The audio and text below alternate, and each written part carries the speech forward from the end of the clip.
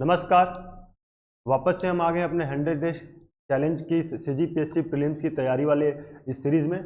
आज हम पांडु वंश के बारे में पढ़ेंगे। ठीक, सिरपुर के पांडु वंश के बारे में ध्यान दीजिए।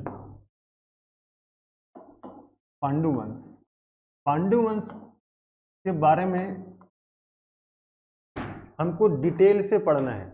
डिटेल से इसलिए क्योंकि अभी पिछले कुछ टाइम से हमारा जो स्टेट का जो एग्ज़ाम है व्यापम PSC, वो कहीं ना कहीं पांडु वंश को लेके कुछ ज़्यादा ही सीरियस दिखता है। वो कुछ ज़्यादा ही क्वेश्चन पूछने लग गए अभी पांडु वंश को लेके। इसीलिए पांडु वंश से रिलेटेड एक एक फैक्ट हमको ध्यान में रखते हुए चलना है और हर एक फैक्ट से क्वेश्चन पूछा जाता है हमेशा, है ना। सबसे पहले तो हम जान लेते हैं कि पांडु वंश के बारे में हमकी जानकारी किन किन जगहों से मिलती है। पहले के समय में क्या है कि हमको प्राचीन इतिहास जानने के लिए हम कौन कौन से सोर्स अपनाते हैं। पहला साहित्यिक सोर्स, यदि उस समय की लिपि भाषा यदि विकसित हो जाती है या उस समय ऐसा कोई साहित्य लिखा गया होता है जिसके माध्यम से हमको उसका इतिहास पता चलता है, तो हम साहित्यिक सोर्स अपनाते हैं। दूसरा होता है पुरातात्विक सोर्स, या जिसमें मुद्राएं, ताम्रपत्र, अभिलेख, इन सारी चीज़ों से हमको पता चलता है उस समय के इतिहास के बारे में। ठीक वैसे ही पांडु वंश के बारे में जानकारी हमको इनके ताम्रपत्र और इनके अभिलेख, ध्यान दीजिए, ताम्रपत्र और अभिलेख, इन दो चीज़ों से हमको, और कुछ मुद्राएं भी हैं, उस मुद्राओं के बारे में हम आगे जानेंगे। पहले हम ताम्रपत्र और अभिलेख के बारे में पढ़ लेते हैं। इनके ताम्रपत्र और अभिलेख की विशेषता ये है कि ताम्रपत्र में जो लिपि है और अभिलेख में जो लिपि है दोनों अलग अलग है ना। ध्यान समझिए, ताम्रपत्र में जो लिपि है और अभिलेख में जो लिपि है दोनों लिपि अलग अलग है। पांडुवंशी ताम्रपत्र में जो जिस लिपि का प्रयोग किया गया है वो है पेटिका शीर्ष लिपि।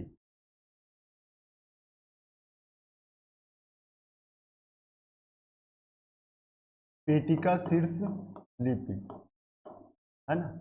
और अभिलेख में जिस लिपि का प्रयोग किया गया है वो है किलाक्षर।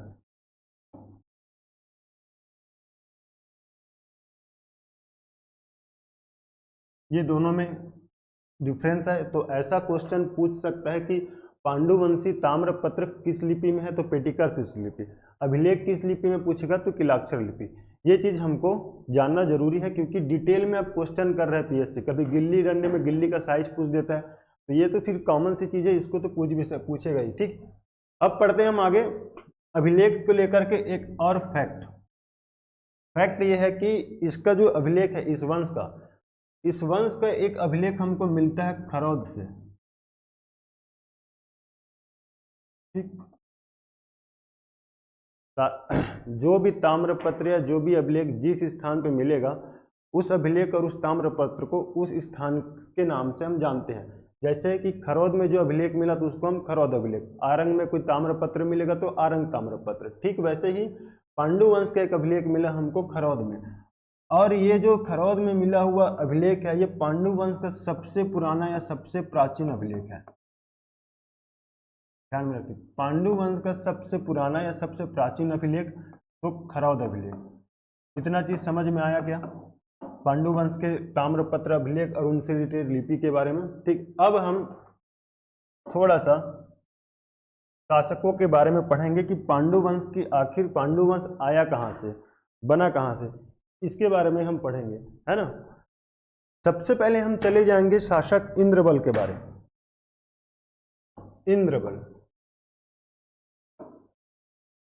ध्यान में रखिए, इंद्रबल कुछ टाइम के लिए सरबपुरी शासकों के अंडर में काम करता है। सरबपुरी शासक,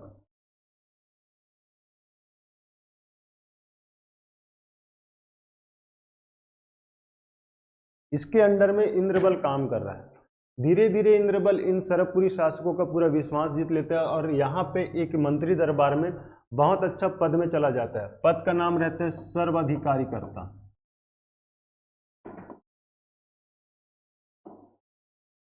कृत या कर्ता, कृत कार्य, है ना। ऐसा मंत्री या ऐसा पद जिसमें जो साम्राज्य में जो भी विशेष कार्य है उन सारे विशेष कार्य को करने का अधिकार प्राप्त हो गया था इंद्रबल को।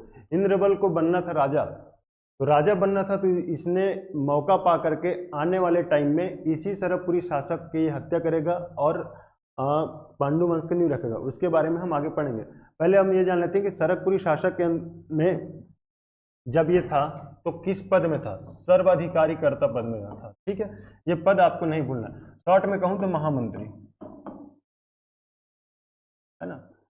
इंद्रबल अब सरकपुरी शासक के अंडर में काम तो कर रहे हैं। फिर एक राजा आता है प्रवरराज सेकंड। प्रवरराज सेकंड के अंडर में अब ये काम तो करता होता है, लेकिन अचानक एक दिन समय पाके इंद्रबल प्रवरराज पर अटैक करेगा और इसका हत्या कर देता है ना। हत्या करने के बाद इनका जो शासन क्षेत्र होता है प्रवरराज द्वितीय का, वो रहता है सिरपुर, और सिरपुर से ही पूरा अपना एम्पायर को ऑपरेट कर रहा होता है। ठीक, ये प्रवरराज सेकंड को मारेगा सिरपुर में, और सिरपुर में पांडु वंश की नींव रखेगा।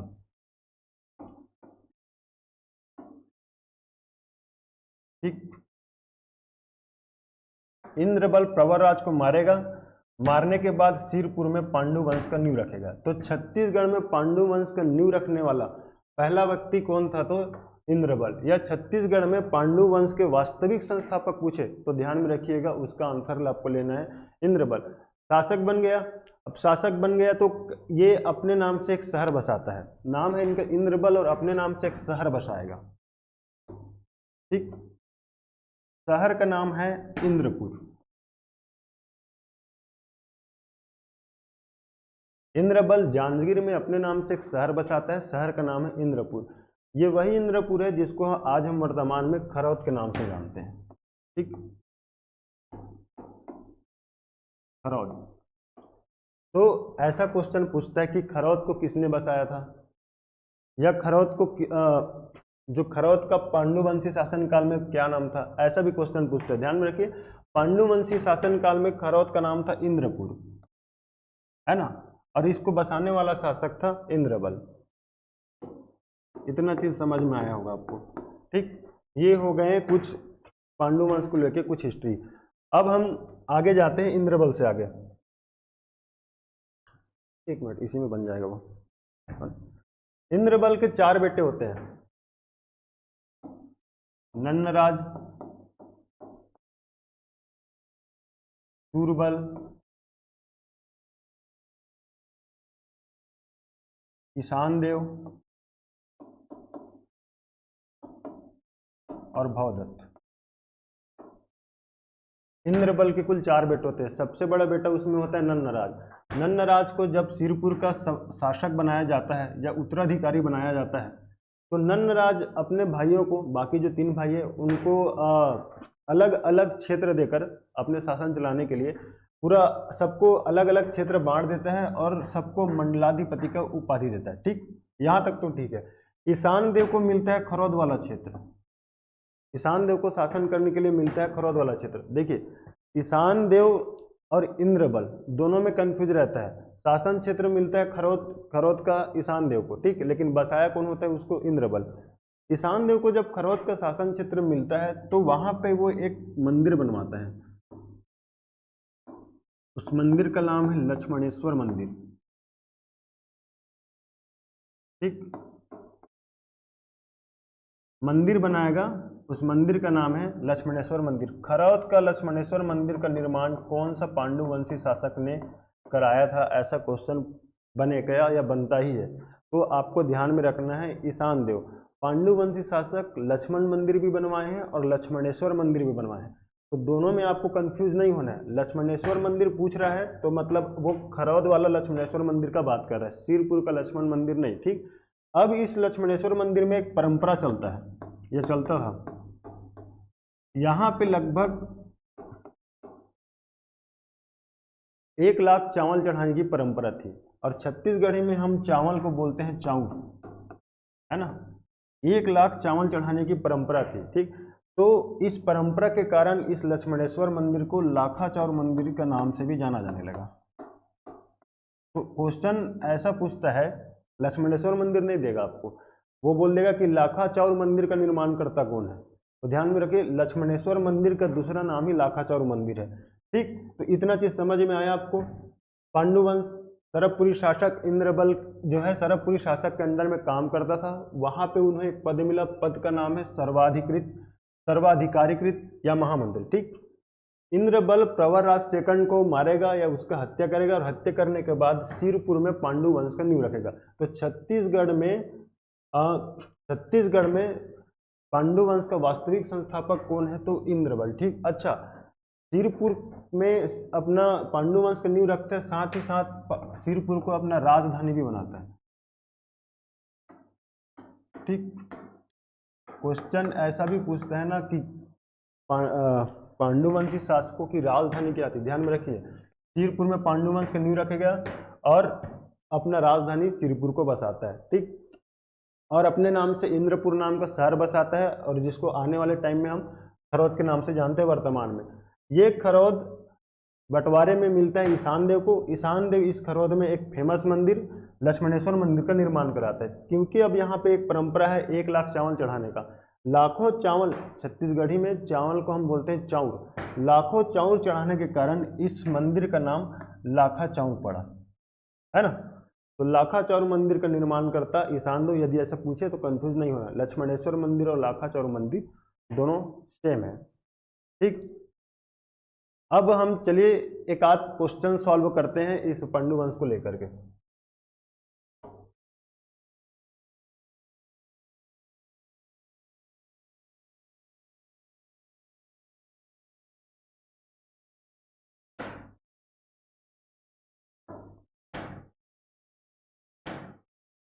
Question number first, Sirpur Panduvanshi ताम्रपत्र में किन 2 भिन्न लिपियों का प्रयोग हुआ है? तो मैं आपको बताया अलग अलग लिपि का प्रयोग हुआ है ताम्रपत्र और अभिलेख में, है ना। वो है पेटिका शीर्ष और किलाक्षर। ये चीज आपको ध्यान में रखना है ना, ताम्रपत्र में या और अभिलेख में पेटिका शीर्ष और किलाक्षर लिपि का प्रयोग हुआ है। नेक्स्ट क्वेश्चन देखते हैं, पांडुवंश के किस शासक को सरबपुरी शासक सुदेवराज ने अपने दरबार में सर्वाधिकारीकर्ता या महामंत्री के पद पर नियुक्त किया था? वो थे इंद्रबल। इंद्रबल ही है, और इसी पांडुवंशी शासक सुदेवराज के जो वंशज होते हैं प्रवरराज सेकंड, उसको वो मारेगा और मार करके अपना खुद का एक साम्राज्य खड़ा करेगा पांडुवंश के नाम से। कौन? शासक इंद्रबल। ठीक है, अगला क्वेश्चन देखिए, खरौद शहर को किसने बसाया था? खरौद शहर को बसाया था इंद्रबल ने, अपने नाम से इंद्रपुर। खरौद का पांडुवंशी शासनकाल में नाम था इंद्रपुर। ठीक,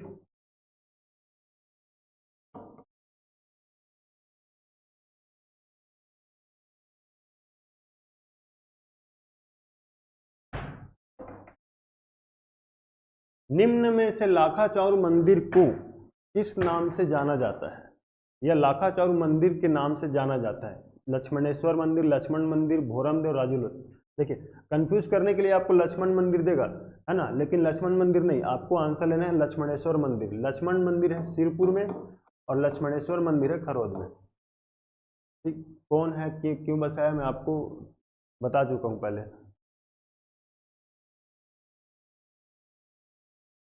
नेक्स्ट क्वेश्चन देखें,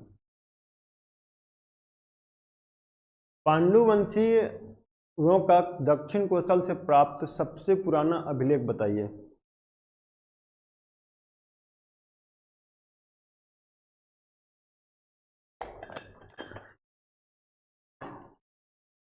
सबसे पुराना अभिलेख या शिलालेख वो है खरौद शिलालेख। नेक्स्ट करते हैं, किस पांडुवंशी शासक के शासनकाल को छत्तीसगढ़ का उत्कर्ष का काल कहा जाता है? अब हम थोड़ा सा इसके बारे में पढ़ लेते हैं, कौन सा शासक था जिसके शासनकाल को छत्तीसगढ़ का उत्कर्ष काल कहा जाता था, है ना। हमने पढ़ा इंद्रबल के बारे में, इंद्रबल के चारों बेटे नन्नराज, सूरबल, ईशानदेव और भवदत्त। ठीक, बाकी नन्नराज अब तिरुपुर में शासन कर रहा है, मेन सेंटर जगह पे। नन्नराज के बाद जो शासक आएगा उसका नाम है महाशिव तीवरदेव। महाशिव तीवरदेव। ठीक, इसी महाशिव तीवर देव के शासन काल को छत्तीसगढ़ का उत्कर्ष का काल कहा जाता है। ये क्वेश्चन पूछ चुका है एक बार, अभी हाल ही में मेरे ख्याल से लेबर इंस्पेक्टर के एग्जाम में पूछा गया है कि किसके शासन काल को छत्तीसगढ़ का उत्कर्ष का काल कहा जाता है या स्वर्ण का काल कहा जाता है, ऐसा क्वेश्चन था में भी। तो आप ध्यान में रखिए, महाशिव तीवर देव के शासन काल को छत्तीसगढ़ के इतिहास का उत्कर्ष का काल कहा जाता है ना। ये इंपॉर्टेंट है, ये आपको नहीं भूलना है, किसके शासनकाल को उत्कर्ष काल कहा जाता है। आगे हम पढ़ेंगे महाशिव गुप्त में कि उसके शासनकाल को स्वर्ण काल कहा जाता है, वो सारी चीजें। अभी हम महाशिव तीवर देव में थोड़ा सा ध्यान लगाते हैं। ठीक, इसके धर्म को लेकर के क्वेश्चन पूछता है, धर्म बाद में देखेंगे, पहले हम जान लेते हैं इनके अभिलेख और इसके मुद्रा के बारे में। अभिलेख और राजमुद्रा,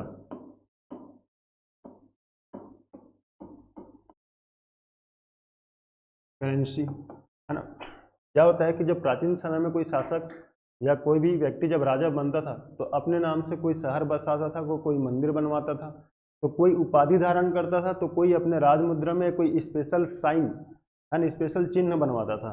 तो वैसे ही महाशिव तीवर देव का भी मुद्रा है राजमुद्रा, उसमें इन्होंने एक उपाधि धारण किया, उस उपाधि का नाम है कोसलाधिपति। इसके राजमुद्रा से हमको पता चलता है कि ये कोसलाधिपति का भी उपाधि धारण किया था। ठीक, अभिलेखों से हमको जानकारी मिलता है कि सकल कोसलाधिपति का भी उपाधि धारण किया था, सकल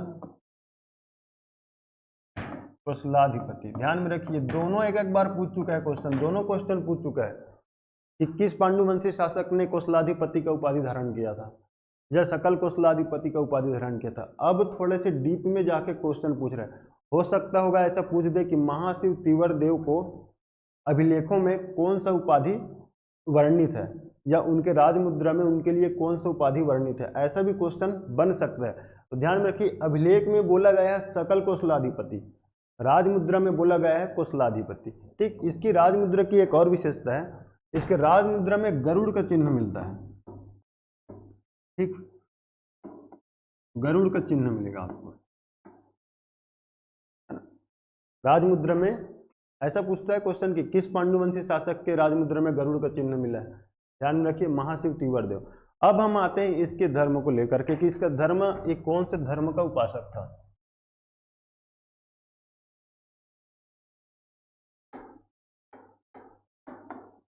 है ना,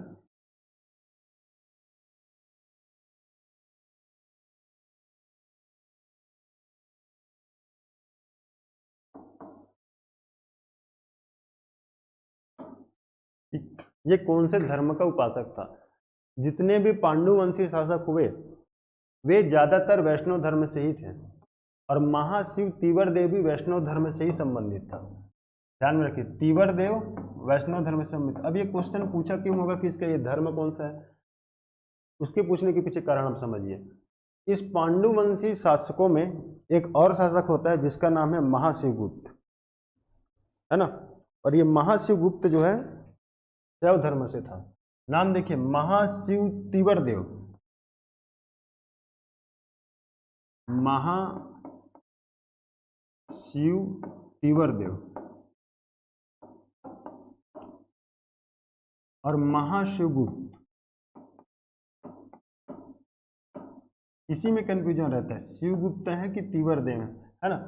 महाशिव तीवर देव वैष्णव धर्म से संबंधित है और महाशिवगुप्त शैव धर्म से संबंधित है। अब क्योंकि इन दोनों का नाम लगभग लगभग सिमिलर है, इसलिए इसके धर्म को लेकर के क्वेश्चन पूछते हैं आपको कंफ्यूज करने के लिए, है ना। तो आप ध्यान में रखिए, आज से भूलना नहीं है आपको, महाशिव तीवर देव का जो धर्म है वो वैष्णव धर्म है।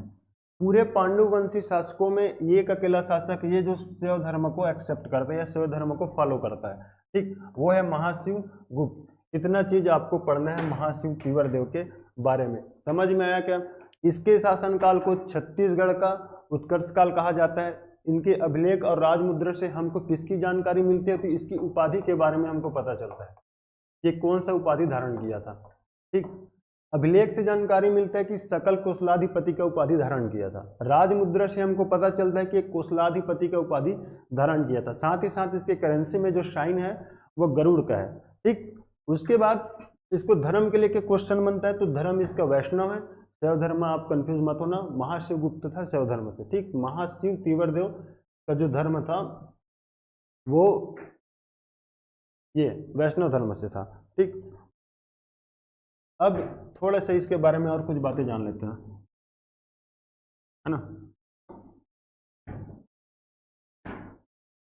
महाशिव तीवर देव, जो इससे पहले जो हम नंदराज के बारे में पढ़े थे, नंदराज का काफी टाइम से कोई बेटा नहीं था। इतना बड़ा साम्राज्य, और साम्राज्य को संभालने के लिए कोई तो उत्तराधिकारी चाहिए ना, तो उत्तराधिकारी इनके पास था नहीं। तो नंदराज ने इस महाशिव तीवर देव को गोद लिया हुआ था, ठीक है। गोद लेने के लगभग 2-3 वर्ष बाद नंदराज का एक पुत्र होता है, पुत्र का नाम है चंद्रगुप्त। ये चंद्रगुप्त आगे आपको काम आएगा। अभी आप इतना जान लीजिए, चंद्रगुप्त बेटा था नंदराज फर्स्ट का, ठीक। और नंदराज ने गोद लिया था महाशिव तीवर देव को।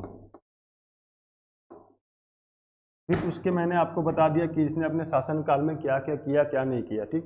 इतना चीज आपको जानना है महाशिव तीवर देव को लेके। चलिए अब 2-4 क्वेश्चन सॉल्व कर लेते हैं महाशिव तीवर देव के बारे में।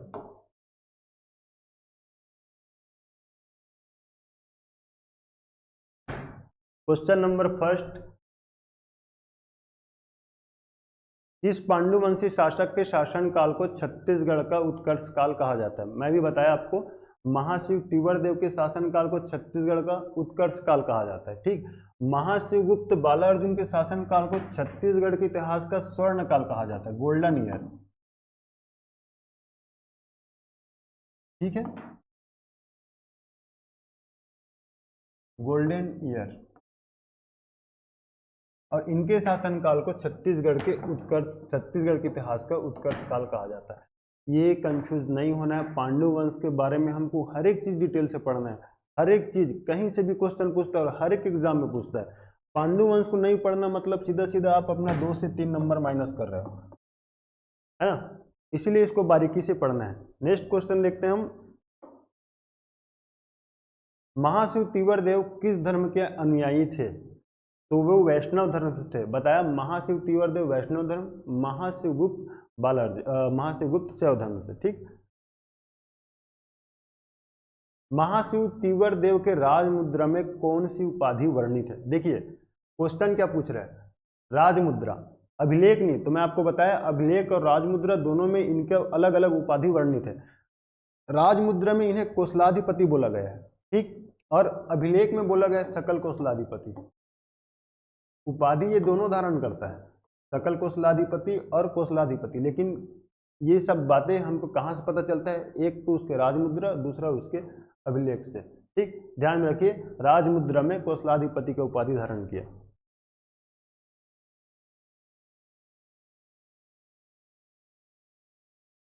अड़भार ताम्रपत्र में कोसल मंडलाधिपति निम्न में से किस शासक को कहा गया है? अब हम थोड़ा सा पढ़ते हैं, फिर ये क्वेश्चन हम सॉल्व करेंगे, ठीक है।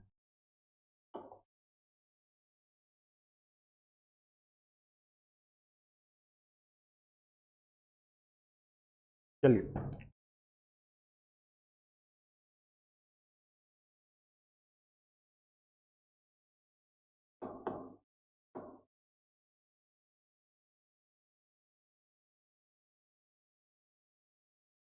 नंदराज सेकंड, नंदराज सेकंड, इसके बारे में सिर्फ इतना ध्यान में रखिए, जैसे क्वेश्चन आप पहले देखे कि अड़भार ताम्रपत्र, है ना, अड़भार ताम्रपत्र में इसे कोसल मंडलाधिपति का उपाधि मतलब वर्णित है, उसमें कोसल मंडलाधिपति।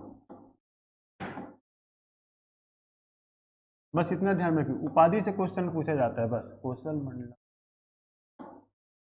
है ना। अड़भार ताम्रपत्र में नंदराज सेकंड को कोसल मंडलाधिपति का उपाधि दिया गया है। नंदराज सेकंड का कोई उत्तराधिकारी या बेटा नहीं होता, और काफी कम समय में ही इसका राज्य का वो जो शासन काल रहता है और इसकी मृत्यु हो जाती है। मृत्यु के कुछ टाइम पहले ये इसका चाचा जी रहते हैं चंद्रगुप्त,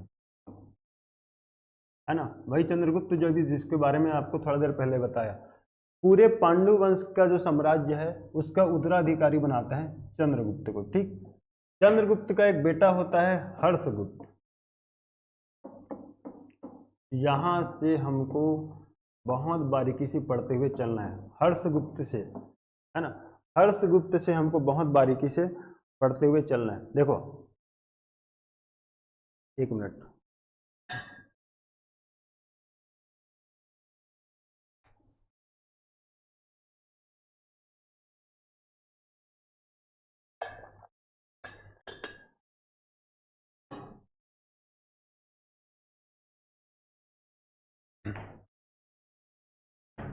हर्षगुप्त, हर्षगुप्त विवाह, इसका विवाह से एक बार क्वेश्चन पूछ चुके हैं, विवाह, है ना। इसका शादी होता है मौखरी राजकुमारी वसाटा देवी से,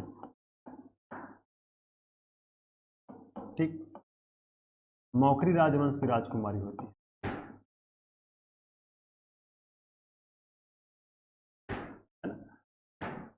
चंद्रगुप्त का बेटा हर्षगुप्त, हर्षगुप्त का शादी होता है वसाटा देवी से, है ना।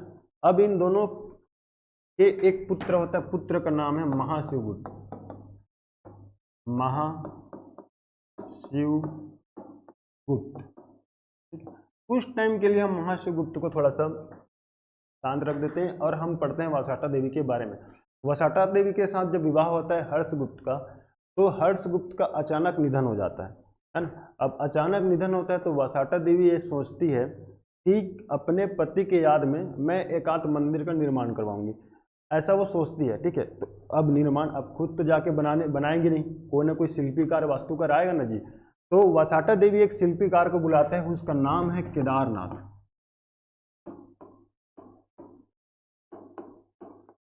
है ना। ये एक शिल्पीकार है, ये शिल्पकार, वसाटा देवी केदारनाथ नाम के शिल्पकार को बुलाते हैं। और केदारनाथ जो है एक ईंट से, लाल ईंट से बना हुआ मंदिरों का डिजाइन, मंदिर का डिजाइन करता है लाल ईंट से, ठीक। उस मंदिर को आज हम लक्ष्मण मंदिर के नाम से जानते हैं, लक्ष्मण मंदिर। डिटेल में पढ़ना है इसके बारे में, है ना, क्वेश्चन तो बनता है, हर एक एग्जाम में बनता है, ठीक। लक्ष्मण मंदिर का जो निर्माण कार्य जो प्रारंभ करवाई थी वो थी वसाटा देवी,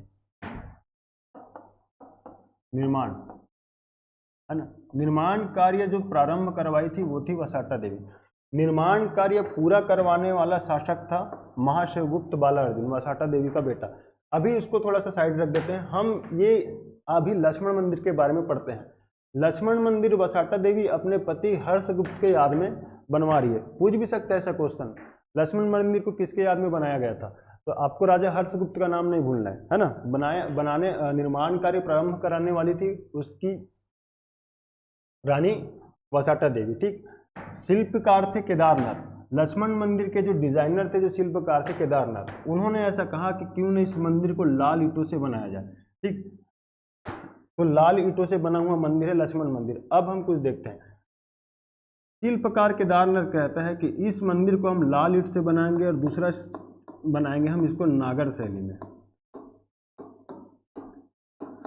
प्राचीन समय में मंदिर बनाने के 2-3 शैली हुआ करते हैं, नागर शैली हो गया, द्रविड़ शैली हो गया, बेसर शैली हो गया, भूमिज शैली हो गया, तमाम प्रकार के शैली हुआ करते थे। केदारनाथ कहता है कि हम इस मंदिर को बनाएंगे नागर शैली में, है ना। नागर शैली आप ध्यान में रखें, लक्ष्मण मंदिर किस शैली में है?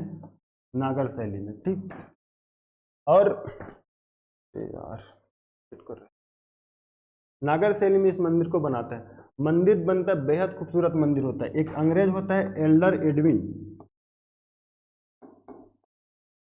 या एडविन एल्डर,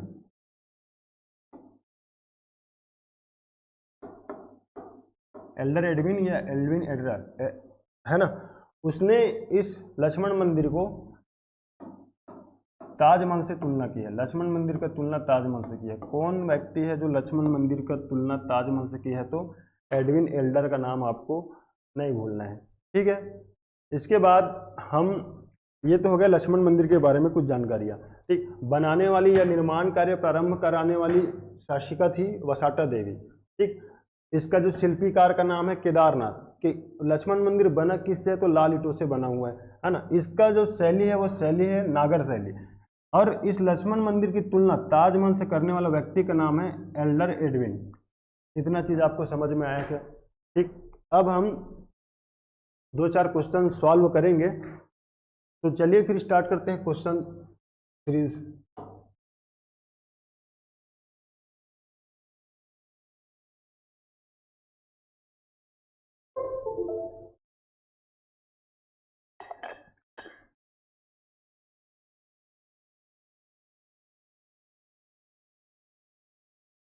अड़भार ताम्रपत्र में कौशल मंडलाधिपति निम्न में से किस शासक को कहा गया है?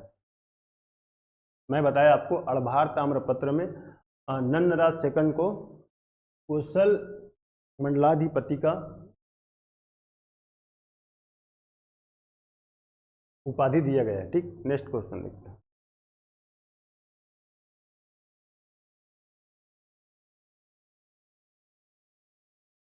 प्राचीन छत्तीसगढ़ के पांडु वंश के निम्नलिखित किस शासक ने मौखरी राजकुमारी वसाटा देवी से विवाह किया था? मैं आपको बताया था मौखरी राजकुमारी वसाटा देवी से विवाह किया था हर्षगुप्त ने, और इसी के याद में वसाटा देवी अभी आगे लक्ष्मण मंदिर बनवाएगी। ठीक, वसाटा देवी ने अपने पति हर्षगुप्त के स्मृति में चिरपुर में कौन से मंदिर का निर्माण कराई थी? लक्ष्मणेश्वर मंदिर या लक्ष्मण मंदिर? तो आप ध्यान में रखिए, ये लक्ष्मण मंदिर का निर्माण कराई थी। ये जो आप देख रहे हैं ना लक्ष्मण मंदिर, इसे चिरपुर लक्ष्मण मंदिर के शिल्पकार कौन थे? वे शिल्पकार थे केदारनाथ जी।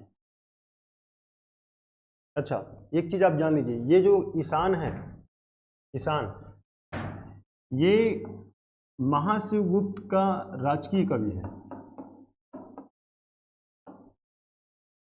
महाशिवगुप्त का राजकीय कवि है। क्वेश्चन ऐसा भी पूछ सकते कि महाशिवगुप्त का राजकीय कवि कौन थे, तो आपको ईशान ध्यान में रखना है। इसलिए क्योंकि ये ईशान जो लक्ष्मण मंदिर है वहां पे जो प्रशस्ति है, प्रशस्ति, ठीक, उस प्रशस्ति का ये रचना करता है। लक्ष्मण मंदिर के प्रशस्ति का रचनाकार कौन है? ठीक, लक्ष्मण मंदिर के प्रशस्ति का रचनाकार है ईशान। ये आपको ये क्वेश्चन पूछ भी सकता है कि लक्ष्मण मंदिर में जो प्रशस्ति है उसके रचनाकार कौन है? उसके रचनाकार है ईशान। ठीक, लक्ष्मण मंदिर के शिल्पकार है केदारनाथ, प्रशस्ति के रचनाकार है ईशान, और ये ईशान किसका? महाशिवगुप्त बाला अर्जुन का राजकीय कवि था। ये चीज हमको क्वेश्चन पूछा जाता है, डीपली क्वेश्चन पूछ सकता है। ठीक, नेक्स्ट क्वेश्चन देखते हैं। ये बताया अभी इसका मंदिर प्रशस्ति के रचनाकार कवि ईशान। चिरपुर लक्ष्मण मंदिर किस शैली में है? को जितने भी मंदिर है हमारे छत्तीसगढ़ में, उस मंदिर का शैली से अक्सर क्वेश्चन पूछेगा। भोरमदेव कौन से शैली पे है? राजीव लोचन मंदिर कौन से शैली पे है ना? वैसे ही सिरपुर का लक्ष्मण मंदिर किस शैली में है? तो मैं आपको बताया था वे नागर शैली में बना हुआ है। नेक्स्ट क्वेश्चन देखते हैं।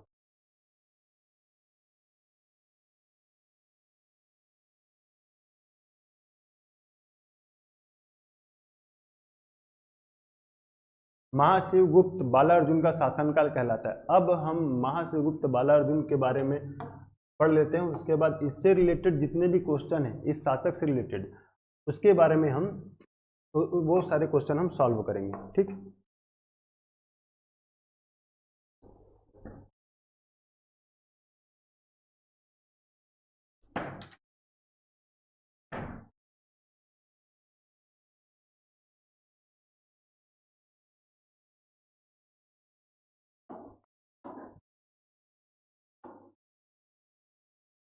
महाशिवगुप्त, महाशिवगुप्त बचपन में अर्जुन के समान बाण चलाने में बहुत माहिर था। तो अर्जुन के समान बाण चलाने में माहिर और अर्जुन के समान जो धनुर्विद्या था, इसलिए इस महाशिवगुप्त को बालार्जुन के नाम से भी जाना जाता है। ठीक, इसका एक और नाम दिया गया बालार्जुन। अब महाशिवगुप्त में कौन कौन से ऐसे विशेष, महाशिवगुप्त के शासनकाल में हमारे छत्तीसगढ़ में कौन कौन से विशेष कार्य हुए? तो पहला तो इनके शासनकाल में लक्ष्मण मंदिर का निर्माण हुआ था, ठीक। निर्माण का प्रारंभ कराने वाली इसकी माता वसाटा देवी थी, ठीक। और क्या क्या हुआ है, महाशिवगुप्त जो है इसका जो धर्म है ये शैव धर्म से था, या शैव धर्म को मानने वाला था। पांडु वंश के बाकी पिछले जितने भी शासक थे वे सारे शासक वैष्णव धर्म को मानते थे, लेकिन ये राजा महाशिवगुप्त शैव धर्म को मानता था, है ना। और बहुत बड़ा भक्त था शिव जी का, परम भक्त था। शिव जी का परम भक्त होने के कारण ये उपाधि, अपना स्वयं का एक उपाधि धारण करते, उपाधि का नाम है परम महेश्वर, ठीक। परम महेश्वर का उपाधि धारण करता है। शिव जी का परम भक्त था और शिव जी को महेश भी बोला जाता है ना। तो महाशिवगुप्त एक उपाधि धारण करता है परम महेश्वर, ठीक। इसका धर्म नहीं भूलिएगा आप, धर्म से क्वेश्चन पूछेगा आपको कंफ्यूज करने के लिए। धर्म महाशिवगुप्त बालार्जुन का धर्म है शैव धर्म, ठीक।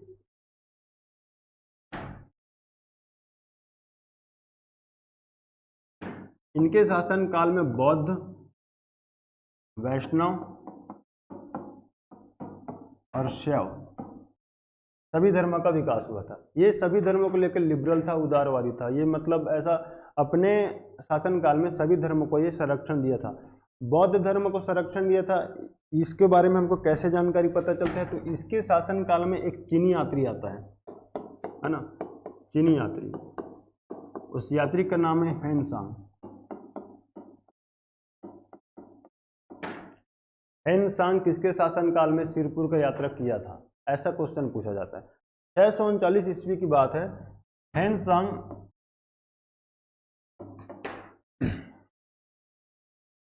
भारत जब आता है तो वह बौद्ध धर्म से संबंधित हर एक स्थल को घूमना चाहता है और उससे जुड़ी जानकारी को वो मतलब जानना चाहता है। तो वो कुछ टाइम के लिए हमारे सिरपुर भी आए हुए थे। जब वे सिरपुर आए थे उस टाइम शासन था महाशिवगुप्त बालार्जुन का, ठीक। तो हेनसांग किसके शासन काल में सिरपुर आया था, तो महाशिवगुप्त बालार्जुन। समय आप ध्यान में रखिए 639 ईस्वी। इसका एक रचना है सीयू की, रचना ध्यान रखिए, सीयू की हेनसांग का रचना है। और इस सीयू की में छत्तीसगढ़ के लिए एक शब्द प्रयोग किया गया, कियासलो, कियासलो। अब चाइनीज है, चाइनीज को चाइनीज बोलते हैं, आप देखिए उन्हें कैसे बोलते हैं चाइनीज। हो सकता होगा ये कौशल को ठीक से प्रोनाउंस नहीं कर पाया होगा, कौशल को कियासलो बोल दिया, ठीक। इसके बारे में हमको चीनी यात्री हेनसांग का जो ट्रैवल डायरी था उसका नाम था सीयू की, और सीयू की में उसने हमारे छत्तीसगढ़ के लिए जो शब्द का प्रयोग किया गया है वो है कियासलो। इसी इनके ट्रैवल डायरी से, सीयू की से हमको मालूम पड़ता है कि महाशिवगुप्त बालार्जुन सिरपुर के आसपास के जो जितना भी क्षेत्र है, सिरपुर के आसपास क्षेत्र में बहुत सारे बौद्ध विहार का निर्माण करवाता है,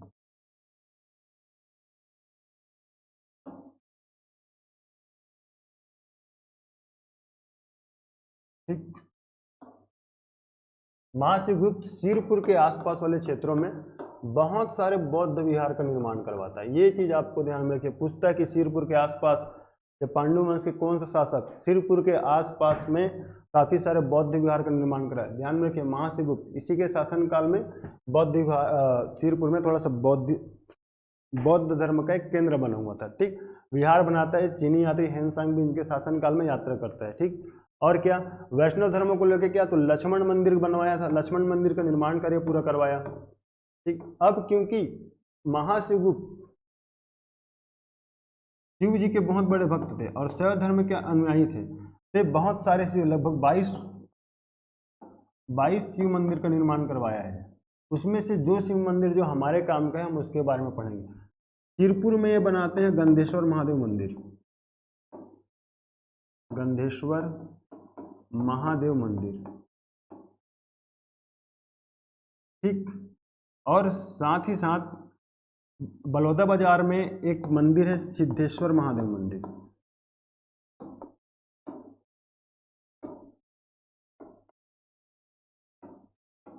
इसका स्थान आप ध्यान में रखिए, बलौदा बाजार, पलारी, पलारी में। और ये सिद्धेश्वर गंधेश्वर स्थान भी पूछता है कि सिरपुर के गंधेश्वर महादेव मंदिर को किसने बनवाया था, या पांडु वंश के शासक महाशिवगुप्त द्वारा निर्मित गंधेश्वर महादेव मंदिर किस स्थान पे है, ऐसा भी क्वेश्चन बन सकता है।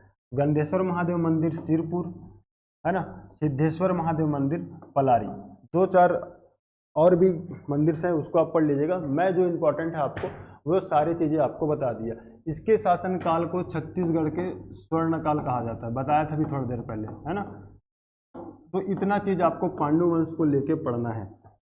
अब हम ये आपका पांडु वंश जितना भी जानकारी प्रीलिम्स के लिए और एग्ज़ाम के लिए पांडु वंश से लेके जो भी फैक्ट्स जो हमारे लिए ज़रूरी है और जो एग्ज़ाम में आ सकते हैं, वे सारी चीज़ें मैं आपको बता दी हूँ। अब हम 2-4 क्वेश्चन सॉल्व करते हैं।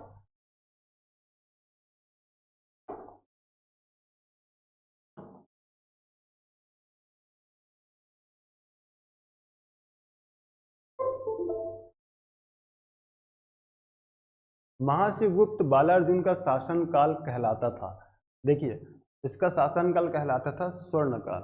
महाशिव तीवर देव का शासनकाल छत्तीसगढ़ का उत्कर्ष काल कहलाता था, ठीक। चिरपुर के पांडु वंश के महाशिवगुप्त बालार्जुन का धर्म क्या था? वो धर्म थे शैव धर्म से संबंधित थे और 22 लगभग शिव मंदिरों का भी निर्माण किया था। इससे पता चलता कि शैव धर्म के अनुयायी थे, परम भक्त थे शिव जी के, इसलिए उन्होंने एक उपाधि धारण किया था परम महेश्वर का। तो ध्यान में रखिए, पांडु वंश के एक शासक महाशिवगुप्त वो शैव धर्म से संबंधित था। चीनी यात्री हेन सांग ने सिरपुर की यात्रा की थी, तो वो थे 7वीं सदी, मैं आपको बताया था ईस्वी में 639 ईस्वी के आसपास, ठीक। किस पांडुवंशी शासक के समय हेन सांग सिरपुर आया था? महाशिवगुप्त के शासन के समय हेन सांग सिरपुर का यात्रा किया था, 7वीं सदी, यदि ईस्वी में पूछे तो 639 ईस्वी के आसपास, ठीक। सिरपुर के गंधेश्वर महादेव मंदिर का निर्माण किस शासक ने कराया था? ध्यान में रखिए, ईशान देव ने भी एक लक्ष्मणेश्वर मंदिर बनाया खरौद में, है ना, वो भी एक शिव मंदिर है। और जो महाशिवगुप्त ने जो सिरपुर में जो मंदिर का निर्माण कराया है वो है गंधेश्वर महादेव मंदिर, ठीक।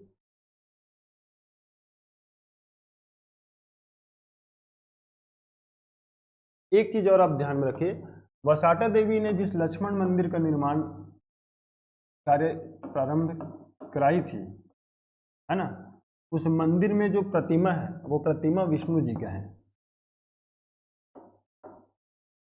विष्णु जी की प्रतिमा है, ठीक। इतना चीज आपको पढ़ना है पांडु वंश को लेके। सिरपुर के लक्ष्मण मंदिर के बारे में आपको डिटेल पढ़ना है। जो जो बातें मैंने बताया वो सारी बातों को आपको ध्यान से नोट करते मेंशन करते हुए चलना, वहां से क्वेश्चन पूछा ही जाता है अक्सर। तो इतना चीज आपको पढ़ना है पांडु वंश को लेके अपने प्रीलिम्स के लिए, ठीक। तो आज के लिए बस इतना ही। आशा करता हूँ वीडियो आपको पसंद आया होगा।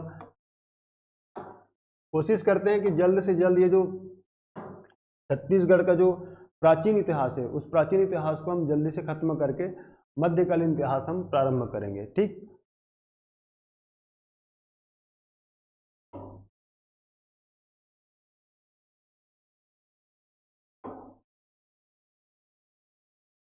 तो आज के लिए बस इतना ही। Thank you so much.